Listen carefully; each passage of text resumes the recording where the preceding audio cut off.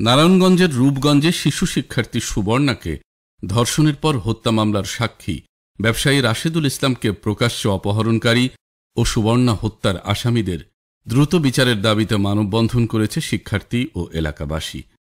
৩রা জুলাই বৃহস্পতিবার বিকেলে উপজেলার পূর্বাচল ১ নং সেক্টর এলাকায় ইউসুফগঞ্জ স্কুল অ্যান্ড কলেজের সামনে এই মানববন্ধন করেন তারা।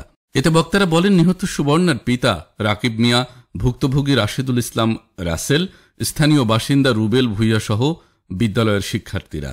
মানববন্ধনে বক্তারা বলেন, পূর্বাচল এলাকায় প্রকাশ্য দিবালোকে ব্যবসায়ী রাশেদুল ইসলাম রাসেলকে অপহরণ করেছে সুবর্ণা হত্যা মামলার আসামিরা। কারণ ওই মামলায় সাক্ষী ছিল অপহরণের শিকার ব্যবসায়ী, কিন্তু জামিনে বেরিয়ে এসে এলাকায় ত্রাসের রাজত্ব করে। তাই অবিলম্বে দ্রুত বিচারের আইনে নিয়ে আসার দাবি করেন তারা।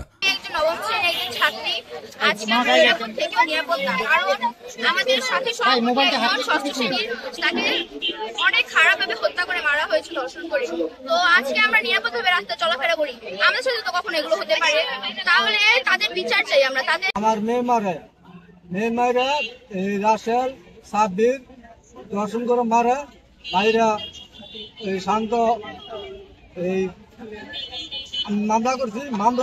এই মামলার লেগে আমার ভাই এলোছে, আমার পিছিয়ে আমার ভাই থাকছে দেয়া।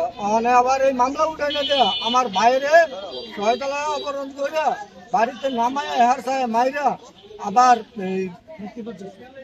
70 লাখ টাকা চাইছে। উল্লেখ্য যে 2018 সালে সুবর্ণাকে অপহরণ করে নিয়ে গিয়ে ধর্ষণ করে হত্যা করে সন্ত্রাসীরা। সেই হত্যাকাণ্ডের ঘটনায় রূপগঞ্জ থানায় একটি মামলা দায়ের করা হয়। এই মামলায় তুলে নিতে চায় বাদী ও সাক্ষীদের।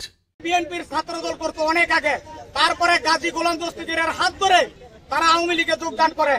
এরপরে আবার 5ই আগস্টের পর তারা আবার বিএনপিতে আসার চেষ্টা করছে। আমরা বিএনপিতে কোনো স্থায়ী নাই তাদের। এখানে তারা বলছে যে তোর হাত কাটমু, পা কাটমু, তারপরে তোর জবকেরা মারমু।